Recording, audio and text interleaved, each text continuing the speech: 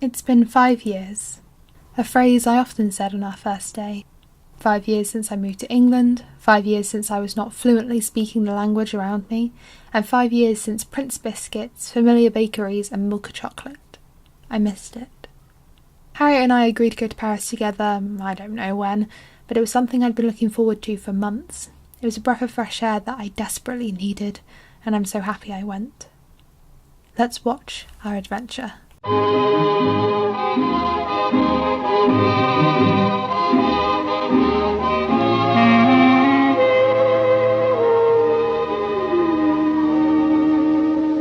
Des yeux qui font baisser les miens, un rire qui se perd sur sa bouche, voilà le portrait sans retouche de l'homme auquel j'appartiens.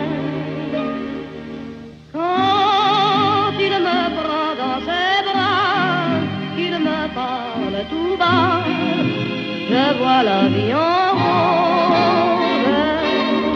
Il me dit des mots d'amour, des mots de tous les jours, ça me fait quelque chose. Il est entré dans mon cœur une part de bonheur dont je connais la cause. C'est lui pour moi, moi pour lui dans la vie. Il me l'a dit, l'a juré pour la vie.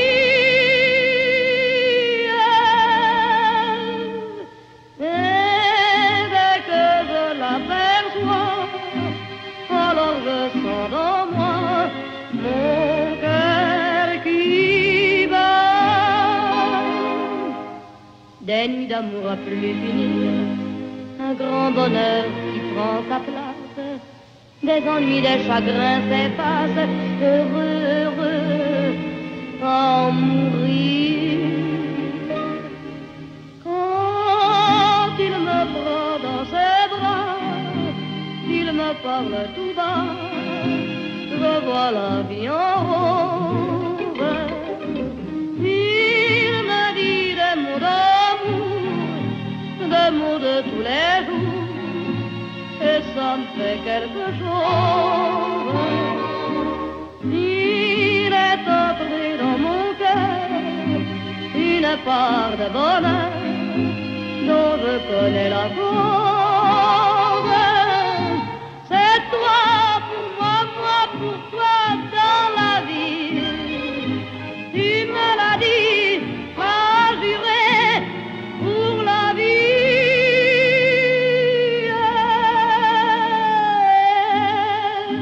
Dès que je t'aperçois, alors je sens dans moi mon cœur qui bat.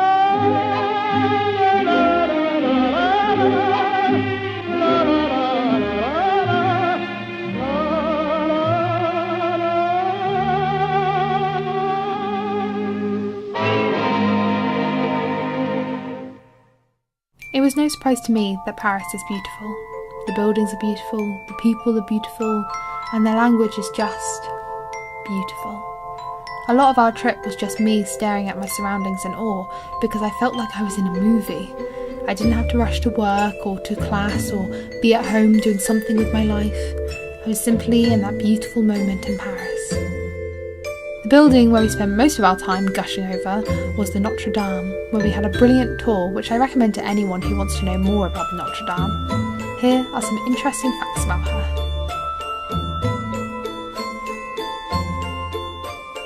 I didn't basically read it from books, I heard the story, okay? So I'm not sure if it's true, but I like to imagine it's true, okay? So like I said, one of the stonemasons hated his mother-in-law and represented his mother-in-law as a goggle. I want you to take a look at the hair of Jesus. He's blonde. Usually in Europe, Virgin Mary and Jesus Christ are represented blonde. The North Rose was put in here 1255, so started to being built 1255. I want you guys to take a look at the rose right now. What is the dominant color that you guys see? Purple. Who says purple? Raise your hand. Who says blue? Does anyone say something else? Blue. Raise your hand if you say blue. So, correct answer. There's not a single purple stained glass on there. Not a single one. These are only red and blue stained glasses. And the red and blue mixes together and makes purple. So this rose is dedicated to the Old Testament, like I said. So in the middle of the rose, you have Virgin Mary with the Jesus child on her lap. Paris is full with people. That might seem like an ignorant statement, but Paris is nothing compared to London. People are everywhere, pushing you, pulling you, getting in your way. You learn to accept that you're not going to get footage of Paris without having a few stragglers interrupt your shot. And I didn't mind it. I enjoyed seeing so many people come to Paris with the same idea as Harriet and I, immersing themselves in the paintings they saw only previously on a screen, architecture so unlike their own and a history that remained captured to share with us. I felt like I was in that episode of Doctor Who with Vincent van Gogh, when I saw his paintings in a small blue room crowded with people desperate to have a photograph with his portrait. It made me smile. Wonder how he would have felt seeing that, happy I could see his paintings myself.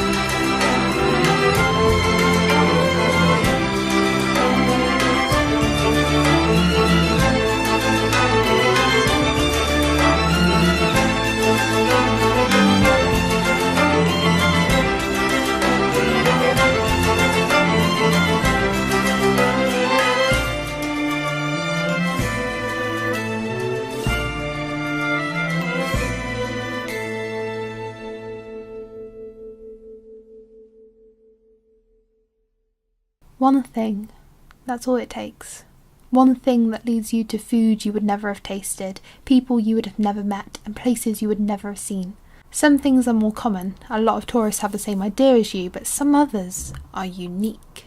That is how I would explain us going to the Louvre to see the Mona Lisa. A common idea for the tourist. She's beautiful, something to be ticked off a bucket list, and for us at least, a challenge to find.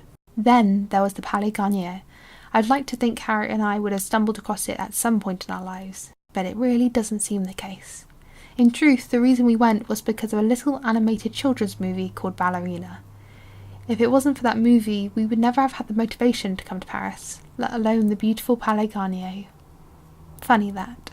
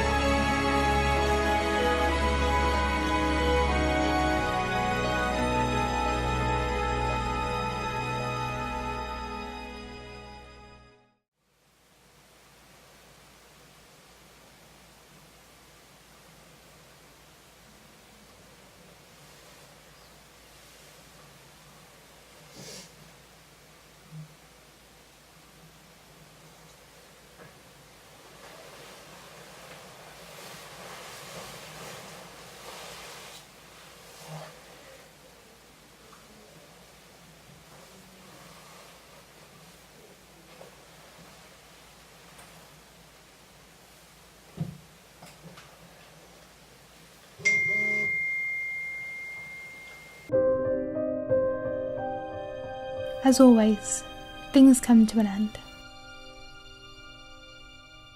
For episode 1 out of 3, you might think this episode shared too much in too little time, how easily I could sum up a trip but barely say anything at all about it.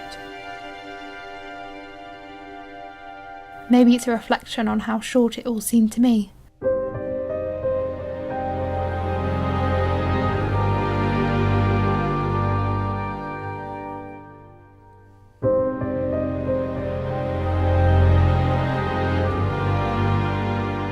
In barely 5 days, we had travelled from England to France, explored some of Paris, been to Disneyland, then packed up and went to catch a train to the next part of the story. Time flew, as it often does. After another day in a different part of France, we were packing for the last time and leaving. No one said how much they wanted to stay, but I felt if I could, if the real world hadn't been yelling for me back, I would have stayed one more day. I said at the beginning that this was a trip I desperately needed, and I couldn't find a better word to replace it. My diary entries often talk about how tired I am of life. Not suicidal thoughts, but thoughts of a tired person. I was tired of how I was treated, the decisions I was making, and where I was. While looking back, I would think of time wasted rather than time spent. Being in France, Paris more specifically, made me think of time lived, and how I wanted to keep at it. You might think it was sad to get on a boat and watch France disappear, and for England to reappear, but it wasn't too bad.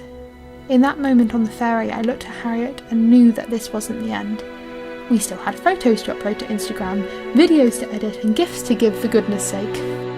But also, we had each other, and a beautiful memory of the week we spent in France. I knew that the final year of university was 2 weeks away, and Harriet knew I'd be leaving her, but I felt more ready for that than I had for a while. I don't completely want to give the credit to Paris, because where would that leave me and my new strength? But I'd be foolish to say that a week in France didn't make me want to live life more than ever after it.